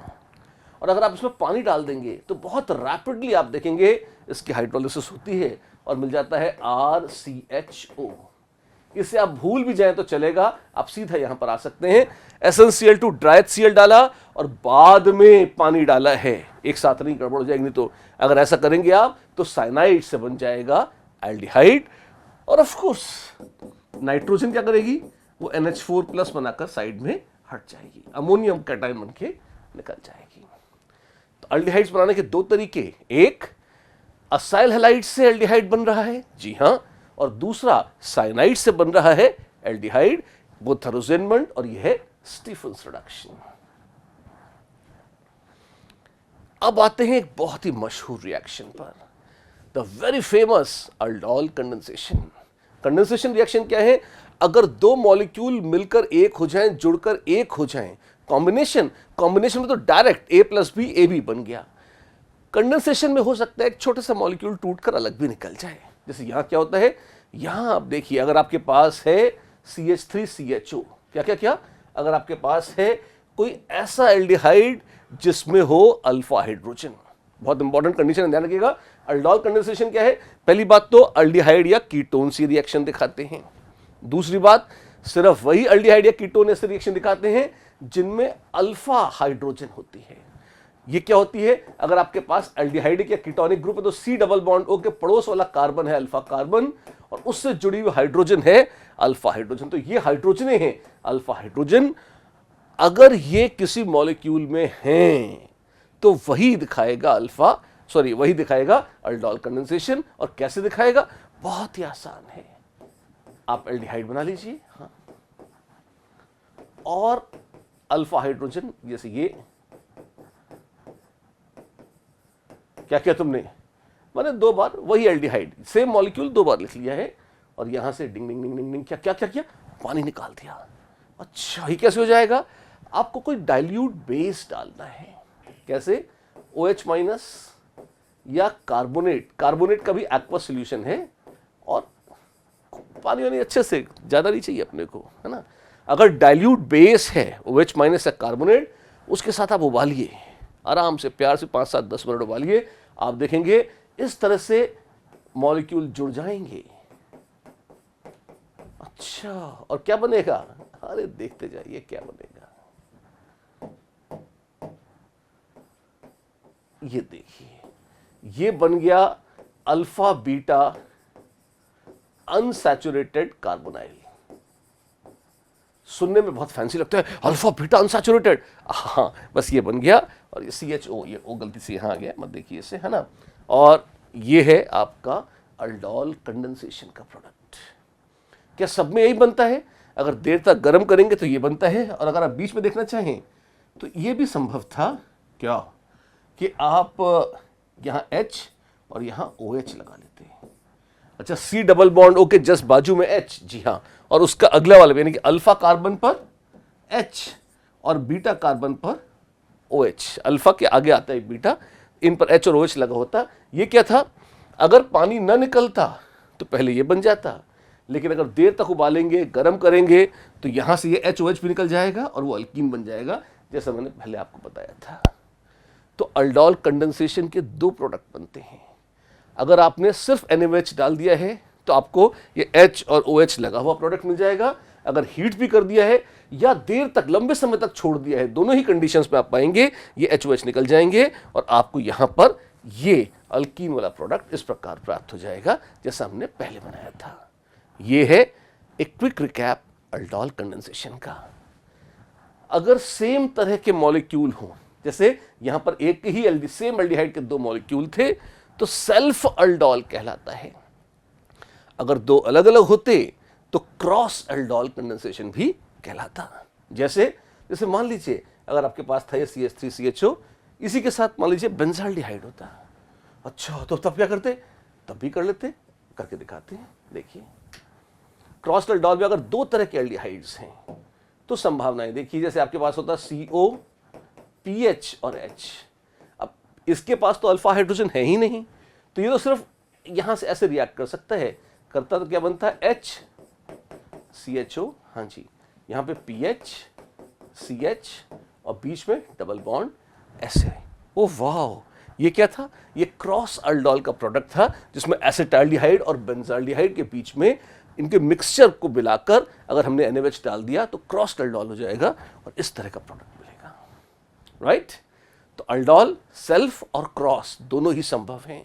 ध्यान रखिएगा, इसमें कुछ और भी हो सकता है। जी हाँ, अगर आप, ये कब बना था? ये बना था जब आपने CH3, CHO और PH, CHO मिलाकर रिएक्शन कराया था।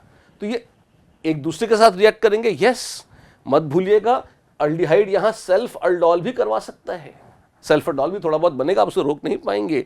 तो आपको मिक्सचर ऑफ प्रोडक्ट्स मिलने लगेंगे अगर आप मिक्सचर ऑफ एल्डिहाइड्स यूज करना शुरू करेंगे तो।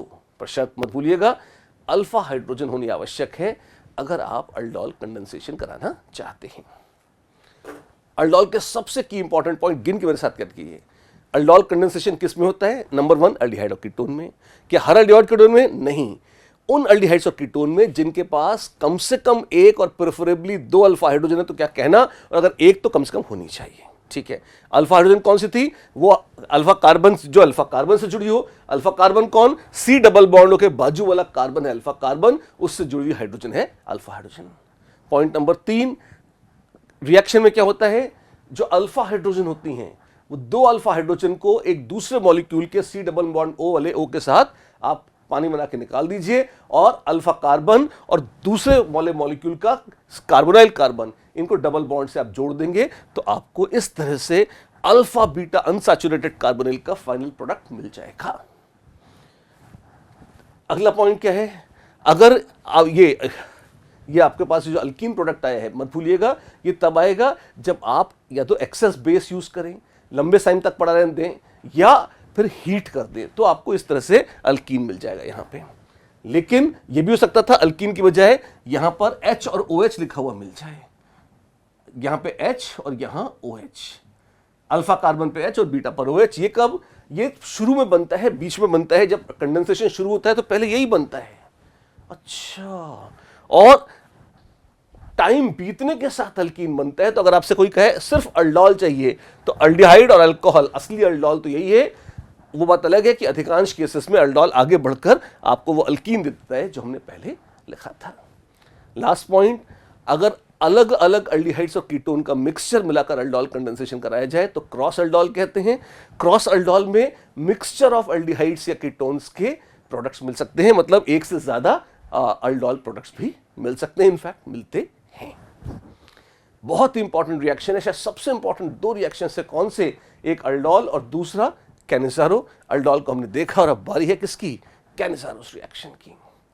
जैसे ही ब्रह्मा जी ने वरदान दिया कि जाओ अल्फा हाइड्रोजन वाले एल्डिहाइड कीटोन, अल्डोल रिएक्शन तुम्हारा है, तो बाकी लोग बड़े नाखुश हो गए। उन्होंने कहा, अरे ये तो बड़ी नाइंसाफी है, हमारे पास अल्फा हाइड्रोजन नहीं है तो क्या अल्डिहाइड नहीं है? क्या हमें हक नहीं है रिएक्शन कराने का? तो उन्होंने भी तपस्या करी, तो वरदान देने के लिए फलस्वरूप प्रकट हुए कैनिजारो। उन्होंने कहा, मैं तुम्हें एक रिएक्शन बताता हूं, कौन सा है? बड़े खुश हुए, कहने लगे, बताओ बताओ। उन्होंने कहा, मेरी शर्त यही है, कैनिजारो रिएक्शन उन्हीं का होगा जिनके पास अल्फा हाइड्रोजन नहीं होगी। ओह गजब। अब क्योंकि ये रिवेंज रिएक्शन था एक तरह से, तो उन्होंने कहा अल्डोल में डाइल्यूट एनएच तो हम कंसंट्रेटेड एनएच लेंगे। ठीक है, तो अगर आपके पास है एक ऐसा अल्डिहाइड जिसमें अल्फा हाइड्रोजन नहीं है, अच्छा, और ऐसे अल्डिहाइड को कॉन्सेंट्रेटेड बेस के साथ देर तक, आधा पौन घंटे 1 घंटे तक उबालो कस के, आप देखोगे डिस्प्रपोर्शनेट कर जाता है। कंडेंस होता है, उसका वो कंडेंस होते थे, हम थोड़े कंडेंस हो गए, हम तो और ऊपर चले जाएंगे, हम डिस्प्रपोर्शनेट हो जाएंगे, मतलब आधे मॉलिक्यूल ऑक्सीडाइज हो जाएंगे और आधे मॉलिक्यूल रिड्यूस हो जाएंगे। क्या मिलेगा? जो ऑक्सीडाइज होगा वो देगा RCOO माइनस, और जो रिड्यूस होगा वो देगा RCH2OH। अल्डिहाइड ऑक्सीडाइज होकर कार्बोक्सिलिक एसिड, बेसिक मीडियम में तो सॉल्ट कार्बोक्सिलेट आयन, और रिड्यूस होकर अल्कोहल बना देगा इस तरह से। फॉर्मेल्डिहाइड, बेंजाल्डिहाइड, फर्फ्यूरल, ये जो ऐसे एल्डिहाइड्स हैं जिनमें अल्फा हाइड्रोजन नहीं होती, और ये बाकायदा इस तरह का रिएक्शन दे देते हैं। कैनिज़ारोस रिएक्शन इसे कहते हैं। बहुत ही मशहूर रिएक्शन है कैनिज़ारोस रिएक्शन। मैकेनिज्म क्या है, कैसे होता है? हाइड्राइड ट्रांसफर से चलता है। ये जो हाइड्रोजन लगी है H माइनस के रूप में एक से निकलकर दूसरे पे जंप मार जाती है। थोड़ा सा अजीब सा अलग सा मैकेनिज्म है, 4th ऑर्डर रिएक्शन है, पर अगेन यहां हम बेसिक्स डील कर रहे हैं, we are not dealing with details of mechanism. Main aim है आपको रिएक्शन की बेसिक इंफॉर्मेशन आ जाए ताकि आपका एकदम बेसिक वर्क बढ़िया हो जाए। ठीक, तो इसलिए मैंने हिंट दे दी कैसे it goes by hydride transfer. Yes, nucleophilic addition रहता है एक दूसरे मॉलिक्यूल पर जहां पे ये रिएक्शन होता है।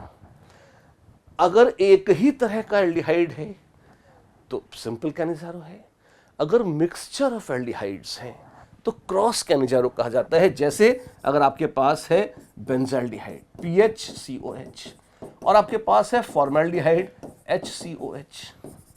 अक्सर फॉर्मेल्डिहाइड के साथ मिक्स करके आप गर्म करेंगे तो आप देखेंगे जब डिस्प्रपोर्शनेशन होगा तो फॉर्मेल्डिहाइड ऑक्सीडाइज होगा, अच्छा, और बेंजाल्डिहाइड कोई भी दूसरा एल्डिहाइड है वो रिड्यूस होगा।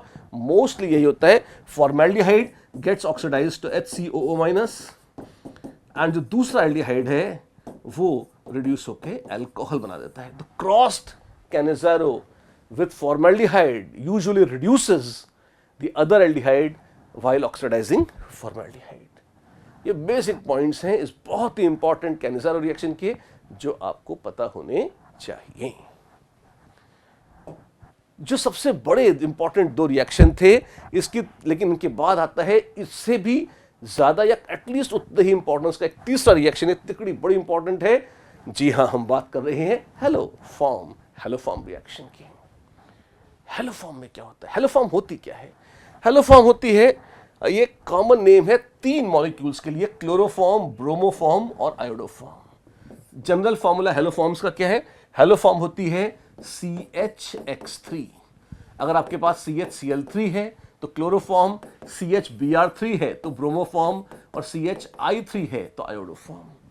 क्लोरोफॉर्म और ब्रोमोफॉर्म भारी भरकम ट्रांसपेरेंट लिक्विड्स होते हैं। आयोडोफॉर्म हल्के पीले रंग के सॉलिड क्रिस्टल्स के रूप में मिलते हैं।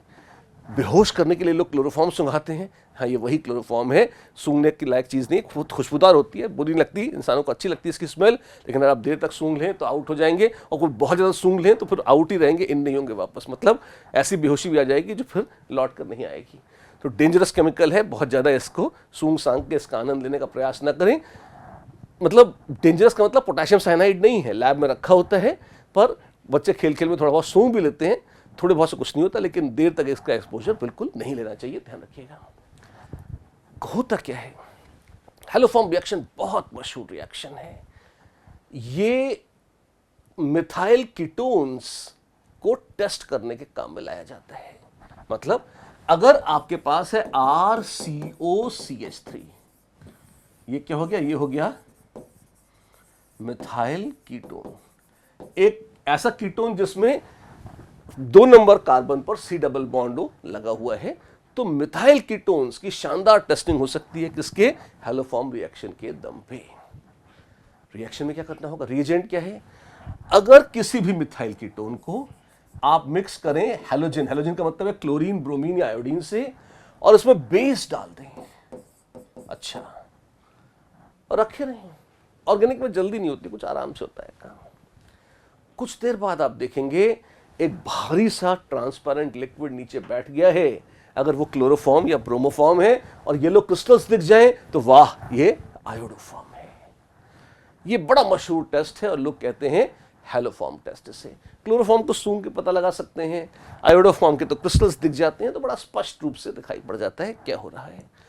मॉलिक्यूल का क्या होता है, आप पाएंगे कि ये जो हिस्सा है इससे तो बन जाता है CH(X3) और जो ये हिस्सा है ये बना लेता है RCOO-। तो मिथाइल की दुम कट कर हेलोफॉर्म बन जाती है एक कार्बन से, और बाकी जो कार्बन चेन है वो कार्बोक्सिलेट आयन बना देती है ऐसे। अच्छा, ऐसा होता है। जी हाँ, न्यूक्लियोफिलिक एडिशन और सब्स्टिट्यूशन का मैकेनिज्म होता है। और कुछ खास बात जो है वो ये कि सिर्फ मिथाइल कीटोन्स ये टेस्ट दें आवश्यक नहीं है, वो स्पीशीज भी ये टेस्ट दे सकती हैं जो ऑक्सीडेशन के बाद मिथाइल कीटोन बनाती हैं। मतलब और कौन कौन है, एक मिनट, हेलोफॉर्म टेस्ट बहुत इंपॉर्टेंट है, तो एक बार फिर से, अभी तक मेन 80% काम अभी का है, तो इसको समराइज कर लीजिए।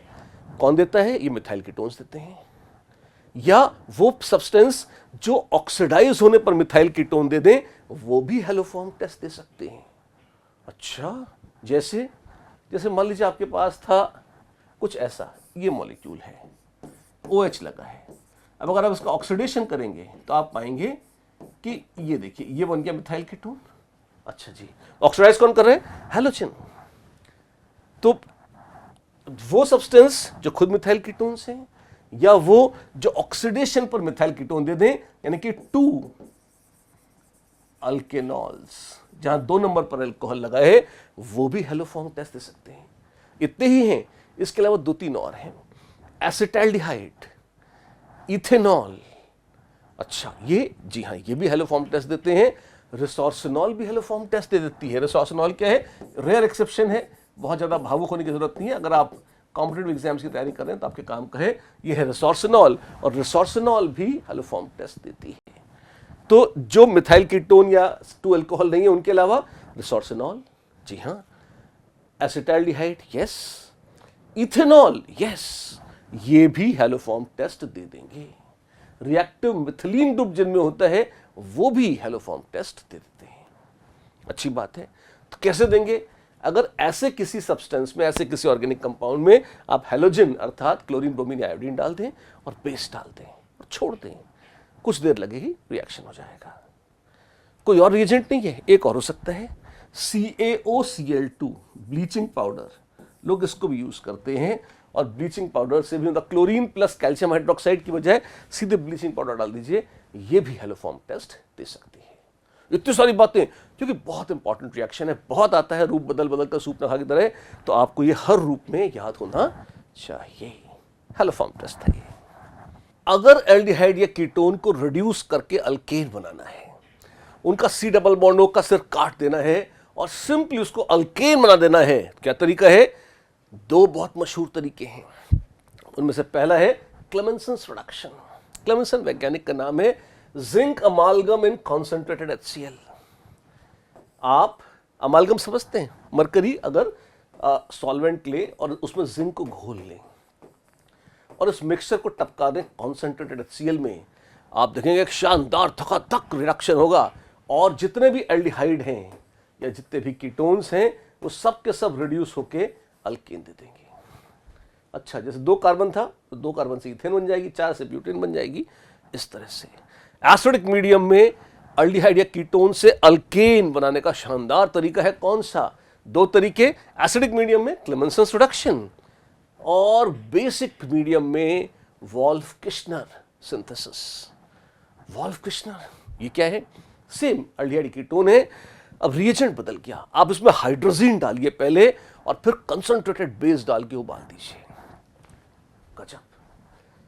जैसे जैसे यहां देखिए, आपने हाइड्रोजीन का मतलब N2H4 डाली और साथ में आप स्ट्रॉन्ग कॉन्सेंट्रेटेड बेस डालिए, हीट किए, कॉन्सेंट्रेटेड NaOH या KOH डालिए, हीट कर दीजिए, आप पाएंगे C डबल बॉन्ड कट जाएगा, उसकी जगह CH2 लग जाएगा। कीटोन से अल्केन, अल्डिहाइड से अल्केन, सीधी बात, नो बकवास।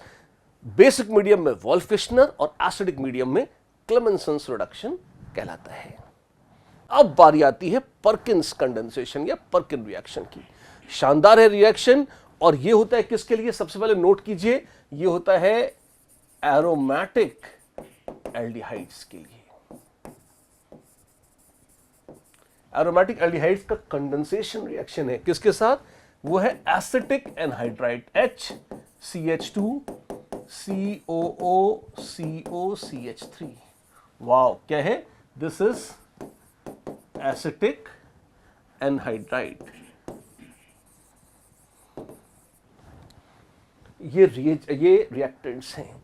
मिक्स क्या करते हैं? इनके साथ मिक्स करते हैं RCO-, जैसे आप CH3COO- ले लीजिए, या बेंजाल्डिहाइड यूज किया है तो बेंजोएट आयन, कोई भी कार्बोक्सिलेट आयन, वो बेस का काम करते हैं, ले लीजिए। ध्यान रखिएगा, यहां ये लिक्विड होता है और यही सॉल्वेंट का काम करता है। कौन? एसिटिक एनहाइड्राइड या कार्बोक्सिलिक एसिड एनहाइड्राइड। रिएक्शन क्या होगा? बड़ा खूबसूरत रिएक्शन है, PHCOH। हाँ जी, कंडेंसेशन होगा, ये निकल जाएगा। अच्छा, और क्या बनेगा? आपके पास बनेगा HC⋯C PH, और यहां CO, और ये लंबी से जो तुम है, ये सब भी वैसी, पहले तो वैसी मिलेगी, COO COCH3। क्या मिल गया आपको? ये सिनेमिक एसिड का डेरिवेटिव मिल गया है। अच्छी बात। फिर आप इसमें पानी डाल दीजिए, पानी फेर दे। जी हाँ, तो जैसे ही पानी डालेंगे आप देखोगे इसकी हाइड्रोलिसिस होगी, और सिंपल सी बात है, आपको यहाँ OH प्लस यहाँ CH3COOH, जो कूड़ा है अब काम का नहीं है, ये निकल जाएगा। तो सिनेमिक एसिड मिल गया। जी हाँ, अल्फा बीटा, ये है अल्फा, ये है बीटा। तो alpha beta unsaturated carboxylic acids बनाने का बेहतरीन तरीका है। कौन सा? परकिंस रिएक्शन या परकिंस कंडेंसेशन। अच्छा रिएक्शन है, आजकल एग्जाम्स में बड़ा फेवरेट है, ध्यान दीजिएगा। Oh what the hell, Hell Volhard Zelinsky reaction की बात कर रहे हैं हम, HVZ रिएक्शन की। अल्फा अमीनो एसिड्स बनाने के काम में आता है HVZ रिएक्शन, और उसका प्रिकर्सर एक तरह से बनाने के काम में आता है। आप कहेंगे मतलब आपके पास है COOH, किसी में है तो वो है कार्बोक्सिलिक एसिड। अल्फा पोजीशन पर अगर आपने NH2 लगा दिया तो वो कहलाता है अल्फा अमीनो एसिड। बायोमोलिक्यूल्स में बड़ा महत्व है इसका, कई सारे प्रोटीन्स वगैरह बनाने के काम में आता है सिंथेसिस में। अच्छी बात। उसको भी अगर आप बनाना चाहें तो क्या तरीका है? सबसे पहले यहां कोई रिएक्टिव स्पीशीज या हैलोजन लगा दें। तो alpha bromo carboxylic acid derivative अगर आपको बनाना है, शुरू कर रहे हैं किससे? आप शुरू कर रहे हैं किसी भी कार्बोक्सिलिक एसिड से जिसमें कम से कम एक अल्फा हाइड्रोजन हो तो सही। अल्फा हाइड्रोजन होगी ही नहीं तो उसको हटा के ब्रोमीन लगाएंगे कहां? उससे आपको अल्फा ब्रोमो कार्बोक्सिलिक एसिड बनाना है। तो ये सिंथेसिस है जिसका नाम है HVZ रिएक्शन। बहुत ही आसान है। कार्बोक्सिलिक एसिड लीजिए, जी हाँ, और उसमें रेड फास्फोरस और ब्रोमीन डाल दीजिए। ये आपस में रिएक्ट करते हैं, बनाते हैं PBr3। जी हाँ, ये फर्दर रिएक्शन करता है। और ब्रोमीन तो खैर है ही सही आपके पास एक्सेस में, खूब सारी डालिएगा। टेम्परेचर हाई रखिए, लगभग 80 डिग्री सेल्सियस के आसपास। आप देखेंगे मस्त रिएक्शन होगा, और थोड़ी देर में आप अल्फा पोजीशन पर एक हाइड्रोजन हटाकर यहां पर ब्रोमीन लगा देंगे। ये बन जाएगा alpha bromo carboxylic acid, synthesise करने के काम में आता है। मैकेनिज्म कैसा है, मैं एक शॉर्ट आउटलाइन दे देता हूं।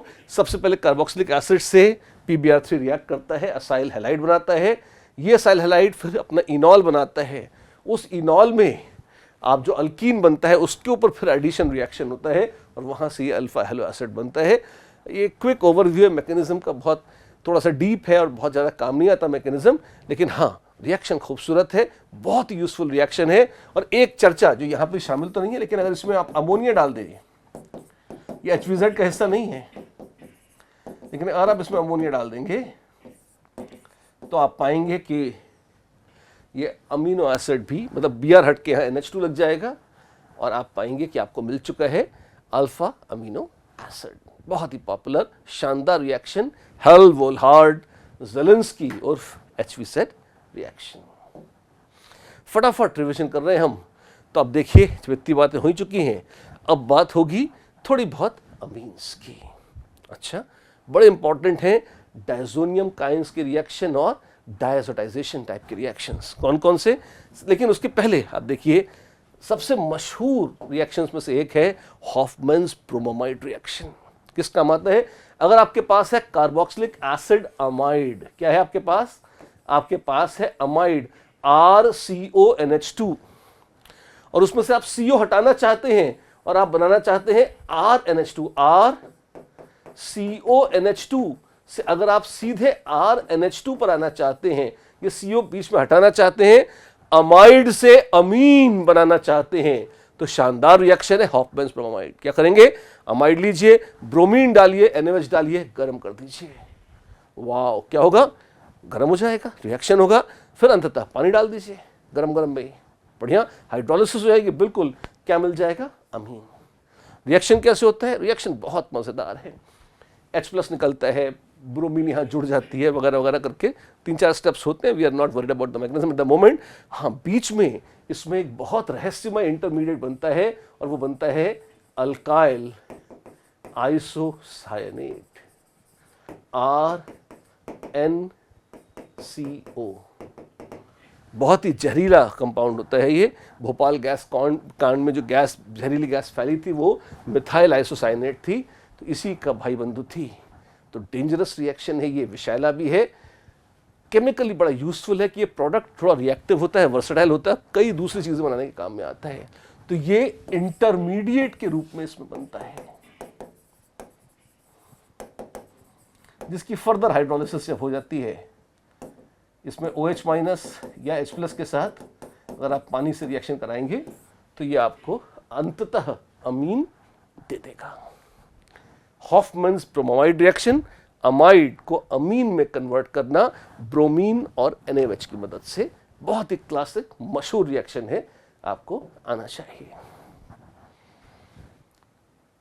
उसी धुन में आगे बढ़े तो थोड़ा सा कम लेकिन फिर भी अच्छा और महत्वपूर्ण रिएक्शन है गैब्रियल महाराज का, गैब्रियल्स थैलिमाइड सिंथेसिस। अगर आपके पास है RX अल्काइल हैलाइड और आप बनाना चाहते हैं RNH2, okay, alkyl halide of course आपके पास प्राइमरी या सेकेंडरी होना चाहिए, और इससे आप प्राइमरी अमीन बनाना चाहते हैं। अब इसमें प्रॉब्लम यह है कि अगर आप सिर्फ अमोनिया डालेंगे तो रिएक्शन रुकता नहीं है, वो प्राइमरी, सेकेंडरी, टर्शरी अमीन और क्वाटरनरी अमोनियम सॉल्ट तक चला जाता है। अगर आप शांति चाहते हैं, आप सिर्फ प्राइमरी अमीन चाहते हैं, तो आपको गैब्रियल महाराज की शरण में जाना होगा। क्या बोल गए महाराज? सुनिए, आप सबसे पहले तो थैलिमाइड लीजिए। थैलिमाइड क्या होता है? ये क्या है? बेंजीन। ये क्या है? Benzoic acid. और ये क्या है? ये है थैलिक एसिड। अच्छा, इससे आप अमाइड, एमाइड, दोनों तरफ N नाइट्रोजन जोड़िए ऐसे। ये है थैलीमाइड। थैलामाइड भी हो सकता है अगर खाली एक से NH2 लगा देते हो, पर यह है थैलीमाइड, PH साइलेंट है। तो गैब्रियल महाराज ने कहा थैलीमाइड लाओ, पहले तो ले आए बाबू। फिर क्या करो? इसमें पहले बेस डालो। इससे क्या होगा? बेस ही H+ निकलवा लेता है और आपको मिलता है N। फिर इसमें क्या करो? इसमें अल्काइल हैलाइड डालो। वाह, इससे क्या मिल जाएगा? इससे मिल जाएगा आपको इसका अल्काइल डेरिवेटिव। यहां जगह नहीं है तो यहां लिख देता हूं मैं, आपको ये मिल जाएगा।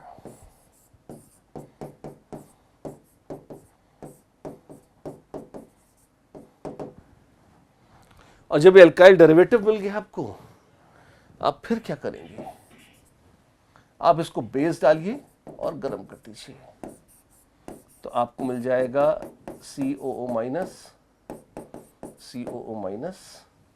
Plus RNH2। प्राइमरी अमीन मिल गया, यस ऑफ कोर्स।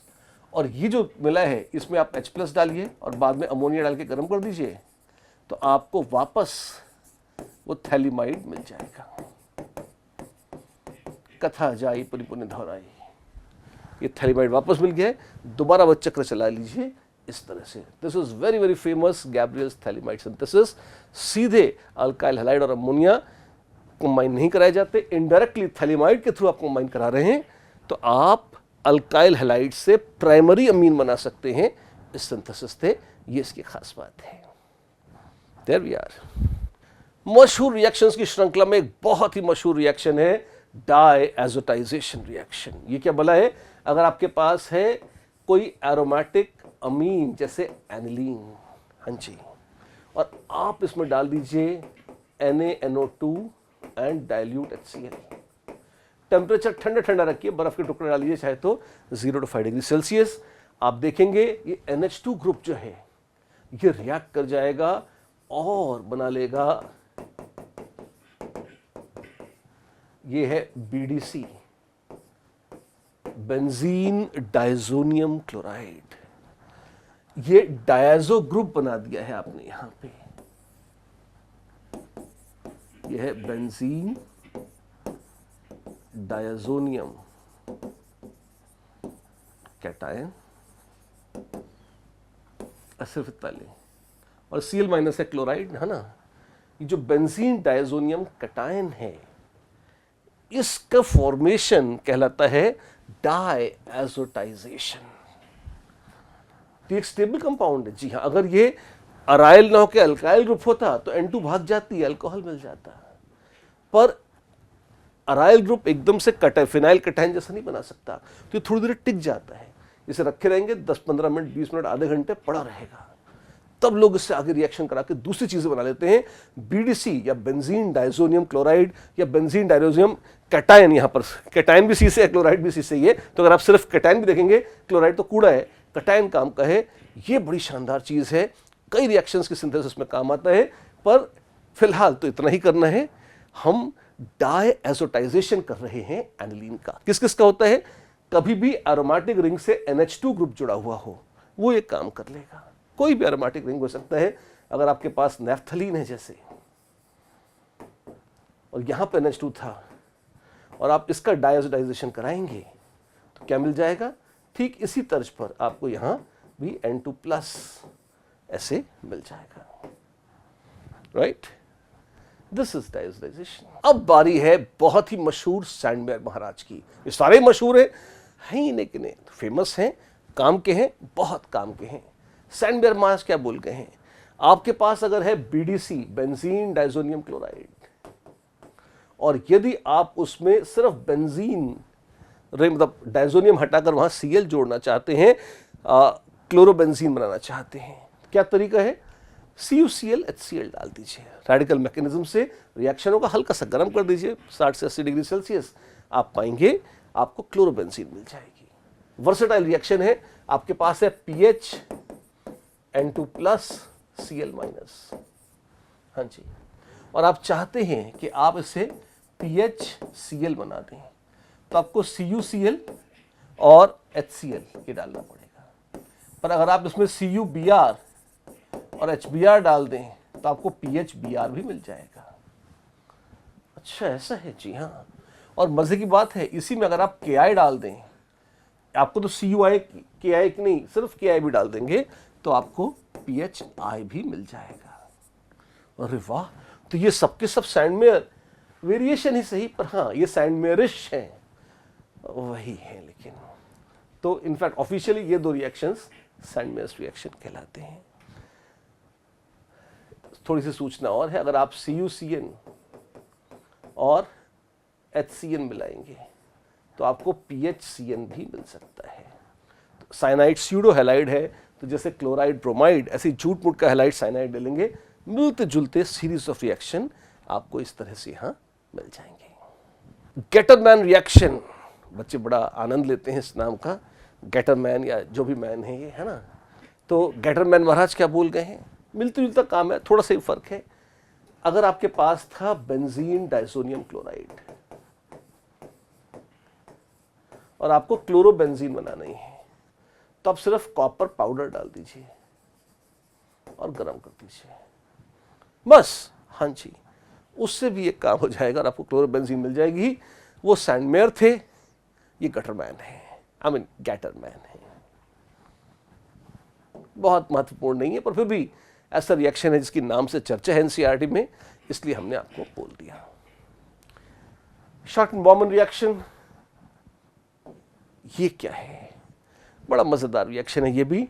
अगर आपके पास है कोई प्राइमरी अमीन, इनफैक्ट सेकेंडरी भी चलेगा, जैसे यहां पे था RNH2, और आप इससे, ये क्या है, this is benzoyl chloride, ClCoR', कोई असाइल हैलाइड मिला दें, क्या होता है? होता ये है बाबू कि अगर यहां H है और यहां पे कुछ और है, यहां पे H भी हो सकता है और R भी हो सकता है। अगर H हुआ तो प्राइमरी में हो जाएगा, R हुआ तो सेकेंडरी में हो जाएगा। दोनों ही परिस्थितियों में आप देखेंगे ये रिएक्ट करते हैं और इस तरह से ये COR ये बना लेंगे। अमीन जो था वो बन जाएगा अमाइड। अमीन से अमाइड का ये परिवर्तन, this is your Schotten Baumann reaction. कौन कौन देता है? प्राइमरी अमीन तो ये दे ही देते हैं, सेकेंडरी अमीन भी इस तरह से असाइल हैलाइड से रिएक्ट कर जाते हैं। और आपको ये क्वेश्चन मार्क लगा हुआ देख के डरिए मत, अगर यहां पे H था तो यहां पर भी H आ जाएगा, और यहीं पर H के स्थान पर R था तो यहां R आ जाएगा। HH का मतलब प्राइमरी मीन था, RR का मतलब सेकेंडरी मीन होगा। इस तरह से रिएक्शन है, कॉमन सा रिएक्शन है, मशहूर रिएक्शन है, लेकिन अच्छा है, प्राइमरी और सेकेंडरी को डिस्टिंग्विश करने के काम में आता है। तो बच्चों ये कहानी थी किसकी? एनसीईआरटी, दिव्य एनसीईआरटी में वर्णित रिएक्शंस की, जो named reactions in organic chemistry है। तो क्या पूरी एनसीईआरटी में ऑर्गेनिक केमिस्ट्री में इतनी रिएक्शन है? रिएक्शन तो और भी है, लेकिन नेम्ड रिएक्शन जो नाम से हेडलाइन देकर एनसीईआरटी में बोले हैं वो सिर्फ इतने हैं। अच्छा, तो ये करेंगे तो नेम रिएक्शन, जी हाँ, नेम रिएक्शन ऑर्गेनिक केमिस्ट्री के पूरे आपके एग्जॉस्टिवली रिवाइज हो चुके हैं। मुझे उम्मीद है ये आपको अच्छा लगा होगा। और कुछ आप जानना चाहते हैं, अगर आपको लगता है कि कोई और सूचना आपके काम की है और आप सुनना चाहते हैं मुझसे, तो फटाफट नीचे कमेंट बॉक्स में लिखिए किस टॉपिक पर, किस रिएक्शन पर। अगर आपको मैकेनिज्म जानना है तो मैकेनिज्म पर, अगर जनरल डिटेलिंग करनी है तो डिटेलिंग पर, क्या सुनना है फटाफट कमेंट बॉक्स में डालिए, लिखिए। सब्सक्राइब करना मत भूलिएगा, और पसंद आया हो hit like. That's it, bye bye, all the best for exams. फिर मिलते हैं।